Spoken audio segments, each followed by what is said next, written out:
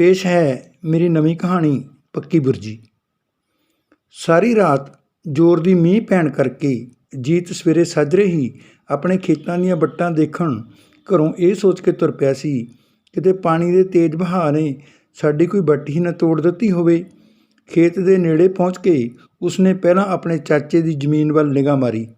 ਉੱਥੋਂ ਹੀ ਉਸਨੂੰ ਖੱਬੇ ਪਾਸੇ ਨੂੰ ਵੱਟ ਤੋੜ ਕੇ ਪਾਣੀ ਬਾਹਰ ਨਿਕਲਿਆ ਹੋਇਆ ਦਿਸਿਆ। ਫਿਰ ਉਹ ਕਾਹਲ ਕਦਮੀ ਵੱਟ ਵੱਲ ਨੂੰ ਹੋ ਤੁਰਿਆ। ਲੈ ਬਈ, ਮੀਂਹ ਵਾਲਾ ਪਾਣੀ ਤਾਂ ਸਾਰਾ ਪੈਸੇ 'ਚ ਨਿਕਲਿਆ ਪਿਆ, ਕਿਤੇ ਉਹੀਓ ਗੱਲ ਤਾਂ ਨਹੀਂ ਹੋ ਗਈ। ਉਂਝ ਤਾਂ ਉਸਨੂੰ ਪਤਾ ਸੀ ਕਿ ਚਾਚੇ ਹੋਰਾਂ ਨੇ ਜ਼ਮੀਨ ਦੀ ਮਿਣਤੀ ਕਰਾਉਣ ਲਈ ਪਟਵਾਰੀ ਅਤੇ ਲੰਬੜਦਾਰ ਨੂੰ ਕਹਿਣ ਤੋਂ ਇਲਾਵਾ ਕੋਈ ਲੜਾਈ ਝਗੜਾ ਹੋਣ ਦੇ ਡਰੋਂ ਅਗਾਊਂ FIR ਵੀ ਦਰਜ ਕਰਵਾਈ ਹੋਈ ਸੀ। ਉਸਨੂੰ ਆਪਣੇ ਸੂਈਏ ਤੋਂ ਇਹ ਪੱਕੀ ਸੂਹ ਮਿਲ ਗਈ ਸੀ ਕਿਤੇ ਕੱਲ੍ਹ ਸਾਡੇ ਲਾਂਭੇ ਗਏ ਹੋਏ ਮਗਰੋਂ ਚਾਚੇ ਨੇ ਸਾਡੀ ਵੱਟ ਤਾਂ ਨਹੀਂ ਵੱਢ ਦਿੱਤੀ। ਉਹ ਇਉਂ ਸੋਚਦਾ ਹੋਇਆ ਜਦੋਂ ਵੱਟ ਕੋਲ ਪੁੱਜਿਆ, ਐ ਤੇਰੇ ਦੀ, ਇਹ ਤਾਂ ਸੱਚੋਂ ਉਹੀ ਗੱਲ ਹੋਈ ਪਈ ਹੈ। ਹਿੱਲੀ ਹੋਈ ਵੱਟ ਅਤੇ ਕਹੀ ਦੇ ਲੱਗੇ ਹੋਏ ਤਾਜ਼ੇ ਟੱਕਾਂ ਨੂੰ ਦੇਖ ਕੇ ਉਸਦੇ ਮੂੰਹੋਂ ਨਿਕਲਿਆ। ਫਿਰ ਜਿਵੇਂ ਉਸਦੇ ਪੈਰਾਂ ਹੇਠ ਅੱਗ ਬਲ ਪਈ ਹੋਵੇ। ਉਹ ਉਹਨੀ ਪੈਰੀਂ ਆਪਣੇ ਘਰ ਨੂੰ ਵਾਪਸ ਭੱਜਿਆ। ਸਹੁੰ ਸਾਈ ਹੋਇਆ ਉਹ ਘਰ ਪੁੱਜਿਆ। ਠੱਪ ਕਰਕੇ ਬਾਪੂ ਵਾਲੀ ਬੈਠਕ ਦਾ ਦਰਵਾਜ਼ਾ ਖੋਲ੍ਹ ਕੇ ਸਿੱਧਾ ਅੰਦਰ ਆ ਵੜਿਆ। ਉਸਦਾ ਬਾਪੂ ਹਾਲੇ ਆਪਣੇ ਮੰਜੇ ਉੱਤੇ ਅੱਧ ਲੇਟਿਆ ਜਿਹਾ ਹੀ ਪਿਆ ਸੀ। ਬਾਪੂ ਚੜ੍ਹਾਤਾ ਚੰਦ ਚਾਚੇ ਨੇ ਤਾਂ ਕਰਤਾ ਉਹੀ ਕੰਮ ਜਿਹੜਾ ਆਪਾਂ ਕਦੀ ਵੀ ਸੋਚਿਆ ਨਹੀਂ। ਉਸਦੇ ਬਾਪੂ ਨੇ ਜੀਤ ਵੱਲ ਮੂੰਹ ਘੁਮਾ ਕੇ ਪੁੱਛਿਆ, ਓਏ ਕਿਹੜਾ ਚੜ੍ਹਾਤਾ ਚੰਦ? ਕਿਸੇ ਨੇ ਜਿਉਣ ਸਿਉਂਦੇ ਜਿਉਂਦੇ ਜੀ। ਬਾਪੂ, ਚਾਚੇ ਨੇ ਭਿੰਦੇ ਵਾਲੇ ਕੀਲੇ 'ਚੋਂ ਆਪਣੀ ਵੱਟ ਵੱਢ ਦਿੱਤੀ। ਮੀਂਹ ਵਾਲੇ ਪਾਣੀ ਨੇ ਆਪਣੇ ਪਾਸਿਓਂ ਕੱਚੀ ਵੱਟ 'ਚ ਖਾਰ ਪਾ ਕੇ ਸਾਰਾ ਪਾਣੀ ਪਹਿਚ ਕੱਢਤਾ। ਓਏ ਤੂੰ ਸਾਹ ਲੈ ਕੇ ਠਰਮੇ ਨਾਲ ਗੱਲ ਕਰ, ਕੀ ਰੇੜੂਏ ਵਾਂਗ ਬੋਲੀ ਜਾਂਦਾ?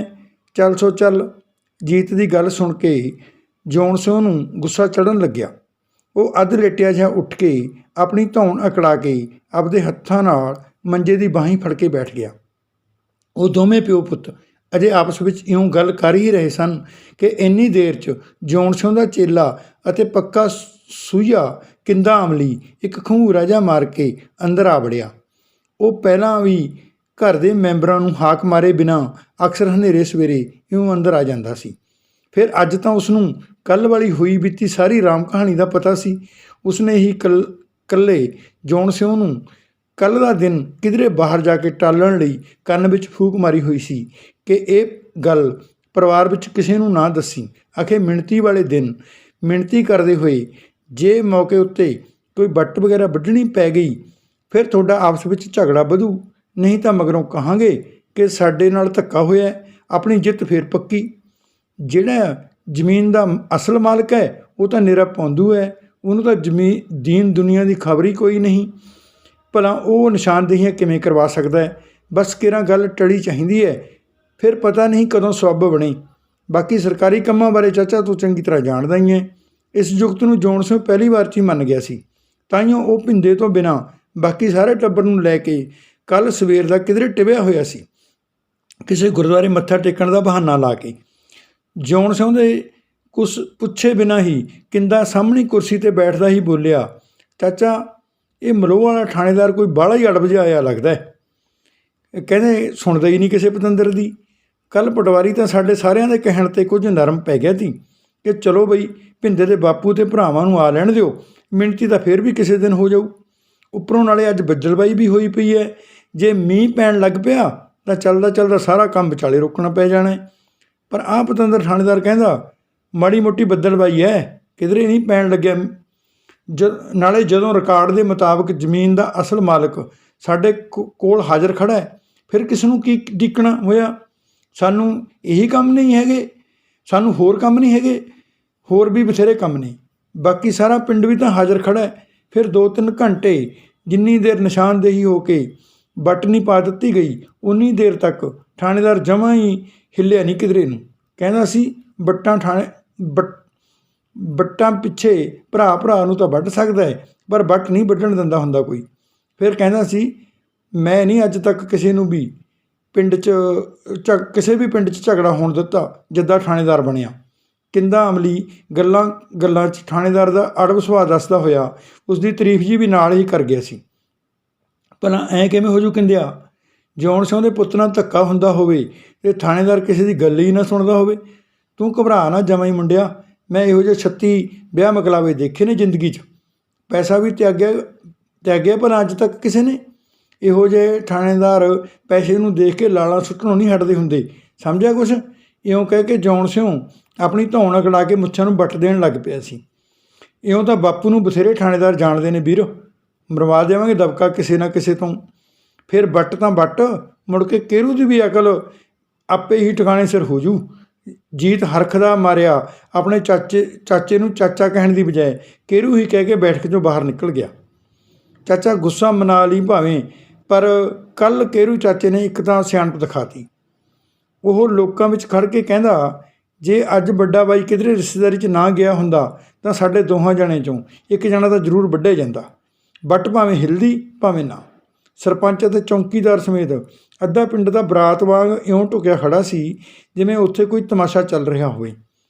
ਫਿਰ ਪਟਵਾਰੀ ਸਾਹਿਬ ਨੇ ਮਿਣਤੀ ਕਰਵਾ ਕੇ ਸਹੀ ਥਾਂ ਨਿਸ਼ਾਨ ਲਾਇਆ ਤਾਂ ਉਹਨਾਂ ਨੇ ਭਿੰਦੇ ਨੂੰ ਕੋਲ ਬੁਲਾ ਕੇ ਦੱਸਿਆ ਸੀ ਕਿ ਅਸਲ ਵੱਟ ਇੱਥੇ ਆਉਣੀ ਚਾਹੀਦੀ ਹੈ ਭਾਈ। ਕੋਈ 1.5 ਹੱਥ ਦਾ ਫਰਕ ਸੀ ਅਸਲ ਨਿਸ਼ਾਨ ਤੋਂ। ਤਾਂ ਪਿੰਡ ਢਕੋ ਢਕੀ ਖੜ੍ਹਾ ਅੱਖਾਂ ਪਾੜ ਨਿਸ਼ਾਨ ਤੋਂ ਵੱਟ ਦਾ ਫਾਸਲਾ ਦੇਖਦਾ ਹੋਇਆ ਘੁਸਰ ਮੁਸਰ ਕਰਨ ਲੱਗ ਪਿਆ ਸੀ। ਭਿੰਦਾ ਵਿਚਾਰਾ ਚੁੱਪ ਜਮਾ ਸੁੰਨ ਵੱਟਾ ਬਣਿਆ ਖੜ੍ਹਾ ਝਾਕਦਾ ਰਿਹਾ। ਥਾਣੇਦਾਰ ਆਪਦੀ ਜੀਬ ਵਿੱਚ ਬੈਠਦਾ ਹੋਇਆ ਕਹਿ ਗਿਆ, ਜਿੱਥੇ ਹੁਣ ਵੱਟ ਪਈ ਹੋਈ ਹੈ ਨਾ, ਉੱਥੇ ਇੱਕ ਪੱਕੀ ਬੁਰਜੀ ਲਵਾ ਦਿਓ, ਗਾਹਾਂ ਨੂੰ ਸਿਆਪਾ ਮੁੱਕੂ ਪਰਾਂ। ਓਏ ਕਿੰਦਿਆ, ਕਾਹਨੂੰ ਜੱਬੜੀਆਂ ਮਰੀ ਜਾਂਦੇ? ਆਖੇ ਕੇਰੂ ਨੇ ਸਿਆਣਪ ਦਿਖਾਤੀ। ਮੈਂ ਕਹਿੰਦਾ ਸਵਾਹ ਸਿਆਣਪ ਦਿਖਾਤੀ। ਭਿੰਦਾ ਅਸਲ ਮਾਲਕ ਜ਼ਰੂਰ ਹੈ, ਪਰ ਸਹੁਰੇ ਨੂੰ ਗਿਣਤੀਆਂ ਮਿਣਤੀਆਂ ਦਾ ਥੋੜ੍ਹੀ ਪਤਾ ਕੁਛ। ਨਲੀਆਂ ਸਹੁਰੇ ਨੂੰ ਪੂੰਝਣੀਆਂ ਨਹੀਂ ਆਉਂਦੀਆਂ। ਵੱਟਾਂ ਦੇ ਨਿਸ਼ਾਨ ਕਿਵੇਂ ਦੇਖ ਲੂ ਭਲਾ ਉਹ? ਇਹ ਤਾਂ ਕੇਰੇ ਨੇ ਸਾਡਾ ਪਿੱਛਾ ਤਕਾਇਆ, ਸਾਡੇ ਮਗਰੋਂ ਗਿਣਤੀਆਂ ਮਿਣਤੀਆਂ ਸ਼ੁਰੂ ਕਰਵਾ ਦਿੱਤੀਆਂ। ਮੈਂ ਦੇਖਦਾ ਜਰਾ ਦਿਨ ਚੜ੍ਹ ਲਵੇ ਖੁੱਲ੍ਹ ਕੇ ਕਿ ਕਿਵੇਂ ਵੱਟਾਂ ਵੱਢੀ ਦੀਆਂ ਨੇ ਕਿਸੇ ਦੀਆਂ, ਨਾਲੇ ਕਿਵੇਂ ਲਗਾਈ ਦੀਆਂ ਨੇ ਪੱਕੀਆਂ ਬੁਰਜੀਆਂ। ਭਿੰਦੇ ਨੂੰ ਪੁੱਛ ਕੇ ਦੇਖਦਾ ਕੱਲ੍ਹ ਕਿਹੜੇ ਸੂਰਮੇ ਬਕਵਾਸ ਕਰਦੇ ਸੀ। ਮੈਂ ਹੈਰਾਨ ਹਾਂ, ਪੂਰੀ ਪੰਚਾਇਤ ਹੀ ਕੇਰੂ ਨਾਲ ਇਉਂ ਰਲ ਗਈ ਜਿਵੇਂ ਹਰਾਮ ਦੀ ਕੁੱਤੀ ਚੋਰਾਂ ਨਾਲ ਰਲ ਜਾਂਦੀ ਹੈ। ਅਸੀਂ ਧੌਲ ਦਾੜੀਏ ਝੂਠੇ ਹੋ ਗਏ ਸਾਰੇ, ਅਤੇ ਇਹੋ ਇਕੱਲਾ ਸਾਨ ਸੱਚਾ ਬਣ ਗਿਆ। ਜਿਉਣ ਸਿਉਂ ਨੂੰ ਇਹ ਆਸ ਨਹੀਂ ਸੀ ਕਿ ਉਹਨਾਂ ਦੇ ਲਾਂਭੇ ਗਏ ਪਿੱਛੋਂ ਵੱਟ ਵੱਢੀ ਜਾਊਗੀ। ਕਿੰਦਾ ਆਪਣੀ ਸੂਹ ਦੇ ਕੇ ਬਿਨਾਂ ਕੋਈ ਚਾਹ ਪਾਣੀ ਪੀਤੇ ਹੀ ਉੱਥੋਂ ਖਿਸਕ ਗਿਆ ਸੀ। ਅਸਲ ਵਿੱਚ ਜਿਉਣ ਸਿਉਂ ਦੇ 3 ਮੁੰਡੇ ਸਨ। ਉਹਨਾਂ ਵਿੱਚੋਂ ਸਭ ਤੋਂ ਛੋਟਾ ਭਿੰਦਾ ਛੜਾ ਸੀ।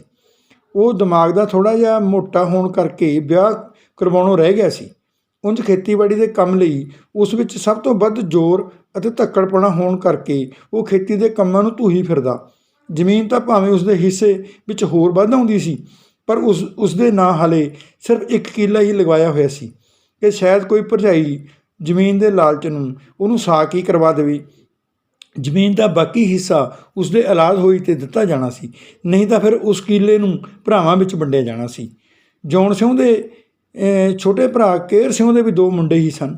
ਵੱਡਾ ਤਾਂ ਅਵਾਰਾਗਰਦੀਆਂ ਜਿਹੀਆਂ ਕਰਦਾ ਰਹਿੰਦਾ, ਪਰੰਤੂ ਉਹ ਵੀ ਭਿੰਦੇ ਵਾਂਗ ਧੱਕੜ ਜਿਹਾ ਸੀ। ਆਪਣੇ ਯਾਰਾਂ ਬੇਲੀਆਂ ਨੂੰ ਬੁਲਾ ਕੇ ਜ਼ਮੀਨ ਦੇ ਕੰਮ ਕਰਵਾ ਲੈਂਦਾ। ਅਤੇ ਦੂਜਾ ਭੋਲਾ, ਉਸ ਨੂੰ ਯੂਨੀਵਰਸਿਟੀ ਪੜ੍ਹਨ ਲਾਇਆ ਹੋਇਆ ਸੀ, ਪਰ ਉਹ ਤੂੰਬੀ ਫੜ ਕੇ ਸ਼ਹਿਰ ਵਿੱਚ ਗਾਉਣ ਵਾਲਿਆਂ ਨਾਲ ਜਾ ਰਲਿਆ। ਭਾਵੇਂ ਉਸ ਨੂੰ ਪਿੱਛੋਂ ਪਿੰਡ ਦੇ ਲੋਕਾਂ ਨੇ ਤਾਨੇ ਮਿਹਣੇ ਜਿਹੇ ਵੀ ਬਥੇਰੇ ਦਿੱਤੇ ਕਿ ਇਹਨਾਂ ਕੰਮਾਂ ਤੋਂ ਵਾਪਸ ਮੁੜਾ, ਇਹ ਮਰਾਸੀਆਂ ਵਾਲੇ ਕੰਮ ਜੱਟਾਂ ਦੇ ਮੁੰਡਿਆਂ ਨੂੰ ਨਹੀਂ ਸੌਂਦੇ। ਪਰ ਉਸਨੇ ਕਿਸੇ ਦੀ ਪਰਵਾਹ ਨਹੀਂ ਸੀ ਕੀਤੀ ਅਤੇ ਆਪਣੇ ਮਿਸ਼ਨ ਵਿੱਚ ਕਾਮਯਾਬ ਹੋ ਗਿਆ ਸੀ। ਵਿਹਲ ਦੇ ਦਿਨਾਂ ਵਿੱਚ ਜਿਉਣ ਸਿਉਂ ਲੋਕਾਂ ਨੂੰ ਵਿਆਜੂ ਪੈਸੇ ਦਿੰਦਾ ਰਹਿੰਦਾ। ਸ਼ਹਿਰ ਜਾ ਕੇ ਕਿਸੇ ਦੇ ਵਿਆਜ ਵਾਲੇ ਕਾਗਜ਼ ਪੱਤਰ ਬਣਵਾ ਕੇ ਲਿਆਉਂਦਾ ਰਹਿੰਦਾ, ਕਿਸੇ ਦੇ ਕਚਹਿਰੀ ਵਾਲੇ ਕੰਮਾਂ ਨੂੰ ਕੁਝ ਲੈ ਦੇ ਕੇ ਕਰਵਾ ਦਿੰਦਾ। ਪਿੰਡ ਦੇ ਲੋਕ ਹੁਣ ਉਸ ਨੂੰ ਜਿਉਣ ਸਿਉਂ ਘੱਟ ਅਤੇ ਵਕੀਲ ਸਾਹਿਬ ਜ਼ਿਆਦਾ ਹੀ ਕਹਿਣ ਲੱਗ ਪਏ ਸਨ। ਲੋਕਾਂ ਦੀ ਚੁੱਕ ਵਿੱਚ ਆ ਕੇ ਉਸਨੇ 2 ਵਾਰੀ ਸਰਪੰਚੀ ਦੀ ਚੋਣ ਵੀ ਲੜੀ, ਪਰ ਉਹ ਜਿੱਤ ਕੇ ਸਰਪੰਚ ਤਾਂ ਨਾ ਬਣ ਸਕਿਆ, ਉਲਟਾ ਹਾਰ ਕੇ ਪਿੰਡ ਦਾ ਖੜਪੰਚ ਜ਼ਰੂਰ ਬਣ ਗਿਆ ਸੀ। ਖੜਪੰਚ ਬਣ ਕੇ ਪਿੰਡ ਦੇ ਹਰੇਕ ਲੜਾਈ ਝਗੜੇ 'ਚ ਆਪਣੀ ਟੰਗ ਅੜਾਉਣਾ ਹੁਣ ਉਸ ਦਾ ਨੇਮ ਹੀ ਬਣ ਗਿਆ ਸੀ। ਇਸ ਕਰਕੇ ਉਸਦੀ ਥੋੜ੍ਹੀ ਬਹੁਤੀ ਜਾਣ ਪਛਾਣ ਪੁਲਿਸ ਵਾਲਿਆਂ ਨਾਲ ਹੋ ਗਈ ਸੀ। ਉਸਨੇ ਕਿੰਦੇ ਅਮਲੀ ਨੂੰ 2-3 ਵਾਰ ਫੀਮ ਦੇ ਚੱਕਰ ਵਿੱਚ ਪੁਲਿਸ ਵਾਲਿਆਂ ਤੋਂ ਬਚਾ ਕੇ ਲਿਆਂਦਾ ਸੀ, ਜਿਸ ਕਰਕੇ ਕਿੰਦਾ ਉਸ ਦਾ ਚੇਲਾ ਅਤੇ ਪੱਕਾ ਸੂਹੀਆ ਬਣਿਆ ਹੋਇਆ ਸੀ। ਜਿਨ੍ਹਾਂ ਲੋਕਾਂ ਨੇ ਜਿਉਣ ਸਿਉਂ ਤੋਂ ਵਿਆਜੂ ਪੈਸੇ ਪੈਸੇ ਧੇਲੇ ਲਏ ਹੁੰਦੇ, ਉਹਨਾਂ ਉੱਤੇ ਤਾਂ ਉਹ ਸੱਚੀ ਮੁੱਚੀ ਥਾਣੇਦਾਰ ਬਣਿਆ ਹੋਇਆ ਸੀ। ਦੋਵੇਂ ਭਰਾਵਾਂ ਨੂੰ ਹਾਲੇ 5 ਸਾਲ ਹੀ ਅੱਡ ਹੋਇਆਂ ਨੂੰ ਹੋਏ ਸਨ ਕਿ ਸਾਲ ਵਿੱਚ 2-3 ਵਾਰ ਜੌਨ ਸਿਉਂ ਭਿੰਦੇ ਵਾਲੀ ਜ਼ਮੀਨ ਦੀ ਕੇਰੂ ਨਾਲ ਲੱਗਵੀਂ ਆਖਰੀ ਵੱਟ ਨੂੰ ਖੁਦ ਆਪਣੇ ਹੱਥੀਂ ਸਵਾਰਦਾ, ਉਸ ਨੂੰ ਸਾਫ਼ ਕਰਦਾ ਕਰਦਾ ਕਹੀ ਨਾਲ ਖੱਬੇ ਪਾਸਿਓਂ ਮਿੱਟੀ ਚੁੱਕ ਕੇ ਸੱਜੇ ਹੱਥ ਧਰੀ ਜਾਂਦਾ। ਕੇਰ ਸਿੰਘ ਜਿਉਣ ਸਿਉਂ ਦੇ ਅਜਿਹੇ ਚੰਦਰੇ ਸੁਭਾਅ ਤੋਂ ਪਹਿਲਾਂ ਹੀ ਜਾਣੂ ਹੋਣ ਕਰਕੇ ਕਿਸੇ ਲੜਾਈ ਝਗੜੇ 'ਚ ਪੈਣ ਦੀ ਥਾਂ ਜ਼ਿਆਦਾ ਚੁੱਪ ਰਹਿਣਾ ਹੀ ਬਿਹਤਰ ਸਮਝਦਾ, ਪਰ ਜਿਉਣ ਸਿਉਂ ਉਸ ਦੀ ਚੁੱਪ ਦਾ ਨਜਾਇਜ਼ ਫਾਇਦਾ ਉਠਾਉਂਦਾ। ਫਿਰ ਹੌਲੀ ਹੌਲੀ ਵੱਟ ਕੇਰ ਸਿਉਂ ਹੋਰਾਂ ਦੇ ਖੇਤ ਵੱਲ ਨੂੰ ਤੁਰਨ ਲੱਗੀ। ਸਾਲ ਵਿੱਚ 2-3 ਵਾਰ ਵੱਟ ਤੁਰਨ ਕਰਕੇ ਪਿਛਲੇ 5 ਸਾਲਾਂ 'ਚ ਵੱਟ ਹੱਥ ਡੇਢ ਹੱਥ ਦੇ ਕਰੀਬ ਕੇਰ ਸਿੰਘ ਹੋਰਾਂ ਦੀ ਜ਼ਮੀਨ ਵੱਲ ਨੂੰ ਇਉਂ ਤੁਰ ਪਈ ਜਿਵੇਂ ਉਸ ਨੂੰ ਪੈਰ ਲੱਗੇ ਹੋਣ। ਇੰਨੇ ਕੁ ਸਾਲਾਂ 'ਚ ਉਧਰ ਭੋਲਾ ਚੰਗਾ ਗਾਇਕ ਬਣ ਨਿਕਲਿਆ। ਉਹ ਖੁਦ ਪੜ੍ਹਿਆ ਲਿਖਿਆ ਹੋਣ ਕਰਕੇ ਉਸ ਦੀ ਪੁਲਿਸ ਅਫਸਰਾਂ, ਮੰਤਰੀਆਂ, ਸੰਤਰੀਆਂ ਨਾਲ ਚੰਗੀ ਜਾਣ ਪਛਾਣ ਤੋਂ ਇਲਾਵਾ ਪੰਜਾਬ ਪੱਧਰ 'ਤੇ ਉਸਨੇ ਆਪਣੀ ਪੂਰੀ ਠੁੱਕ ਬਣਾ ਲਈ ਸੀ। ਇੱਕ ਦਿਨ ਉਹ ਆਪਣੇ ਕਾਗਜ਼ਾਂ ਪੱਤਰਾਂ ਸੰਬੰਧੀ ਆਪਣੇ ਬਾਪੂ ਜੀ ਨੂੰ ਘਰ ਮਿਲਣ ਆਇਆ, ਪਰ ਉਹ ਖੇਤਾਂ ਵੱਲ ਗਏ ਹੋਇਆ ਸੀ। ਭੋਲਾ ਵੀ ਖੇਤ ਪਹੁੰਚ ਕੇ ਆਪਣੇ ਬਾਪੂ ਨੂੰ ਜਾ ਮਿਲਿਆ। ਕੁਝ ਕੁ ਗੱਲਾਂ ਬਾਤਾਂ ਤੋਂ ਬਾਅਦ ਕੇਰ ਸਿੰਘ ਨੇ ਉਸ ਦੇ ਤਾਏ ਦੀ ਸਾਰੀ ਕਰਤੂਤ ਭੋਲੇ ਨੂੰ ਦਿਖਾਈ ਅਤੇ ਉਸ ਨੂੰ ਕਿਹਾ, ਦੇਖ ਭੋਲਿਆ, ਮੈਂ ਨਹੀਂ ਚਾਹੁੰਦਾ ਕਿ ਕੱਲ੍ਹ ਘਲੌ ਨੂੰ ਇਸ ਵੱਟ ਪਿੱਛੇ ਤੁਹਾਡੇ ਵਿੱਚੋਂ ਕਿਸੇ ਦੇ ਸਿਰ ਪਾੜਨ। ਇੱਥੇ ਕਿਸੇ ਬੁਰਜੀ ਵਰਜੀ ਦਾ ਇੰਤਜ਼ਾਮ ਕਰਵਾ ਦੇ। ਹੁਣ ਤਾਂ ਸੁੱਖ ਨਾਲ ਤੇਰੀ ਬਥੇਰੀ ਜਾਣ ਪਛਾਣ ਹੈ ਮੰਤਰੀਆਂ ਸੰਤਰੀਆਂ ਨਾਲ, ਨਹੀਂ ਤਾਂ ਵੱਟ ਆਪਣੇ ਵਾਲੇ ਪਾਸੇ ਨੂੰ ਤੁਰੀ ਆ ਰਹੀ ਹੈ, ਖੌਰੇ ਫੇਰ ਕਦੋਂ ਰੁਕੇ। ਭੋਲਾ ਆਪਦੇ ਬਾਪੂ ਦਾ ਇਸ਼ਾਰਾ ਅਤੇ ਤਕਲੀਫ ਦੋਵੇਂ ਸਮਝ ਗਿਆ ਸੀ। ਉਸਨੇ ਆਪਦੇ ਮਨ 'ਚ ਸੋਚਿਆ ਕਿ ਮੈਂ ਤਾਏ ਨਾਲ ਖੁਦ ਹੀ ਗੱਲਬਾਤ ਕਰਕੇ ਦੇਖ ਲੈਂਦਾ ਹਾਂ। ਸੂਈਏ ਦੀ ਸੂਹ ਮੁਤਾਬਕ ਜਿਉਣ ਸਿੰਘ ਵੀ ਉਸੇ ਵਕਤ ਦੱਬੇ ਪੈਰੀਂ ਆਪਣੇ ਖੇਤਾਂ ਵੱਲ ਗੇੜਾ ਕੱਢਣ ਆ ਨਿਕਲਿਆ ਸੀ। ਕੋਲ ਆਏ ਤੋਂ ਭੋਲੇ ਨੇ ਤਾਏ ਨੂੰ ਸਤਿ ਸ੍ਰੀ ਅਕਾਲ ਬੁਲਾਉਣ ਤੋਂ ਬਾਅਦ ਕਿਹਾ, ਦੇਖੋ ਤਾਇਆ ਜੀ, ਕੱਲ੍ਹ ਨੂੰ ਕਿਸੇ ਲੜਾਈ ਝਗੜੇ ਵਿੱਚ ਪੈ ਕੇ ਆਪਾਂ ਥਾਣੇ ਕਚਹਿਰੀਆਂ ਵਿੱਚ ਘੁੰਮਦੇ ਫਿਰੀਏ, ਕੋਈ ਫਾਇਦਾ ਨਹੀਂ ਹੋਣਾ। ਲੋਕ ਤਮਾਸ਼ਾ ਅਲੱਗ ਦੇਖਣਗੇ ਆਪਣਾ। ਇਸ ਲਈ ਮੈਂ ਕਹਿ ਰਿਹਾ ਸੀ ਕਿ ਭਿੰਦੇ ਵੀਰ ਵਾਲੇ ਖੇਤ ਵਿੱਚ ਜਿੱਥੇ ਵੱਟ ਅਸਲ ਥਾਂ ਉੱਤੇ ਹੋਣੀ ਚਾਹੀਦੀ ਹੈ, ਉੱਥੇ ਆਪਣੇ ਆਪ ਹੀ ਸਹੀ ਕਰ ਲਵੋ। ਇੱਧਰੋਂ ਉੱਧਰੋਂ ਕਿਸੇ ਨੂੰ ਚੰਗਾ ਮਾੜਾ ਕੁਝ ਕਹਿਣ ਦੀ ਲੋੜ ਹੀ ਨਾ ਪਵੇ।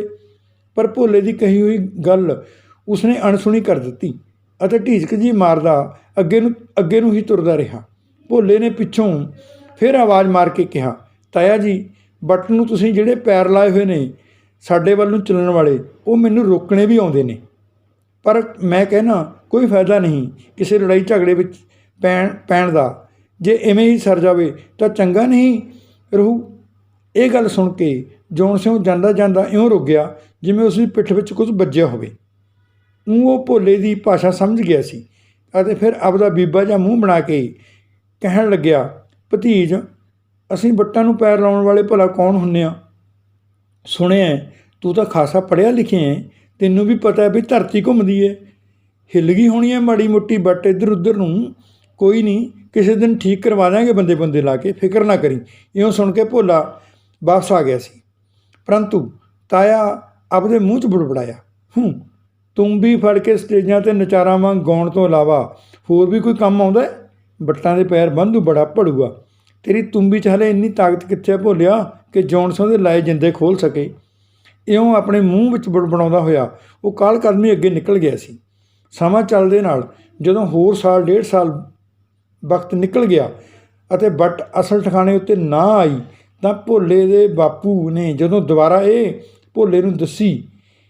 ਗੱਲ ਭੋਲੇ ਨੂੰ ਦੱਸੀ, ਫਿਰ ਭੋਲੇ ਨੇ ਵੀ ਤਾਏ ਦੀ ਪਰਵਾਹ ਨਾ ਕਰਦੇ ਹੋਏ ਆਪਣੇ ਕਿਸੇ ਵਾਕਫ ਅਫਸਰ ਨੂੰ ਕਹਾ ਕੇ 15 ਕੁ ਦਿਨ ਪਹਿਲਾਂ ਪਟਵਾਰੀ ਅਤੇ ਨੰਬਰਦਾਰ ਨੂੰ ਕਹਿਣ ਤੋਂ ਇਲਾਵਾ ਅਗਾਊਂ FIR ਵੀ ਦਰਜ ਕਰਵਾ ਦਿੱਤੀ ਸੀ ਅਤੇ ਕੁਝ ਦਿਨਾਂ ਬਾਅਦ ਹੀ ਜ਼ਮੀਨ ਦੀ ਮਿਣਤੀ ਕਰਾਉਣ ਲਈ ਕੱਲ੍ਹ ਦਾ ਦਿਨ ਮਿਥਿਆ ਹੋਇਆ ਸੀ।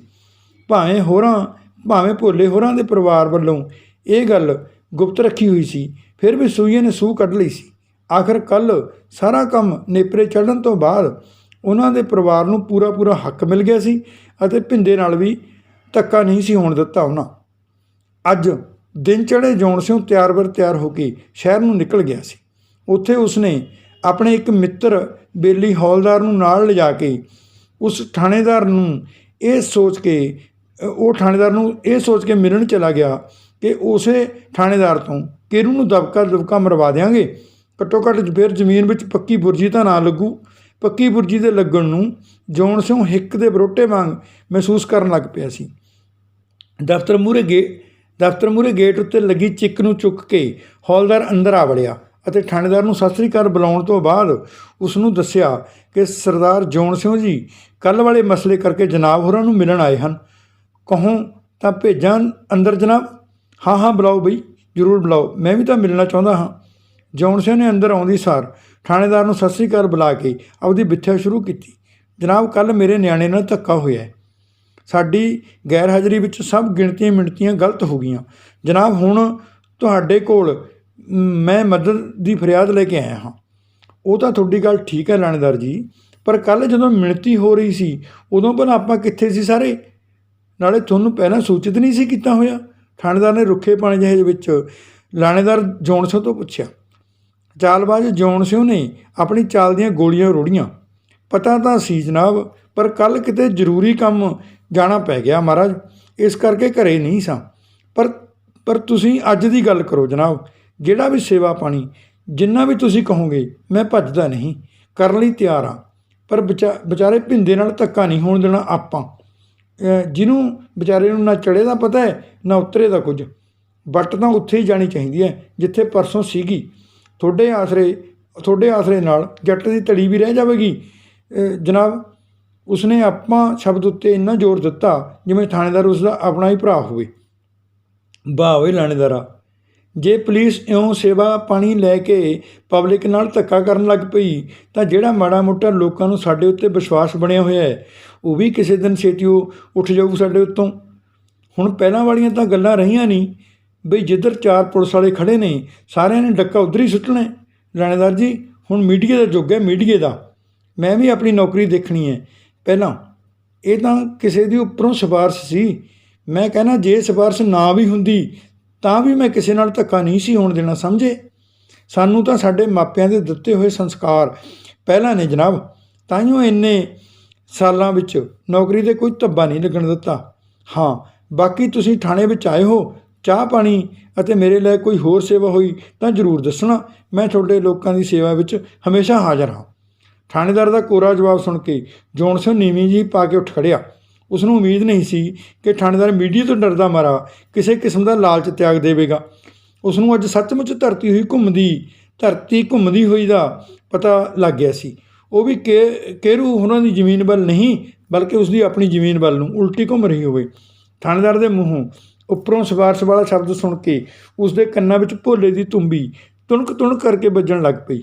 ਉਸ ਨੂੰ ਇੱਕ ਚੱਕਰ ਜਿਹਾ ਆ ਗਿਆ, ਪਰ ਉਹ ਉੱਠਦਾ ਹੋਇਆ ਥੈਂ 'ਤੇ ਖੜ੍ਹਾ ਹੀ ਜ਼ਮੀਨ ਉੱਤੇ ਦੋਵੇਂ ਹੱਥ ਰੱਖ ਕੇ ਇਉਂ ਬੈਠ ਗਿਆ ਜਿਵੇਂ ਘੁੰਮਦੀ ਹੋਈ ਧਰਤੀ ਨੂੰ ਰੋਕਣ ਦੀ ਕੋਸ਼ਿਸ਼ ਕਰ ਰਿਹਾ ਹੋਵੇ। ਥੋੜ੍ਹੀ ਦੇਰ ਬਾਅਦ ਜਦੋਂ ਥਾਣੇਦਾਰ ਦੇ ਇਸ਼ਾਰੇ 'ਤੇ ਹੌਲਦਾਰ ਉਸ ਨੂੰ ਬਾਂਹ ਫੜ ਕੇ ਉਠਾਉਣ ਲੱਗਿਆ ਤਾਂ ਉਸ ਦੀ ਕੰਡ ਇਉਂ ਸਿੱਧੀ ਨਹੀਂ ਸੀ ਹੋ ਰਹੀ ਜਿਵੇਂ ਬੁਰਜੀ ਜ਼ਮੀਨ ਵਿੱਚ ਨਹੀਂ ਉਸਦੇ ਸਿਰ ਉੱਤੇ ਉੱਗਣੀ ਸ਼ੁਰੂ ਹੋ ਗਈ ਹੋਵੇ। ਚੌਹਾਨ ਇੰਟਰਟੇਨਮੈਂਟ ਤੁਹਾਡਾ ਆਪਣਾ, ਤੁਹਾਡੇ ਲਈ।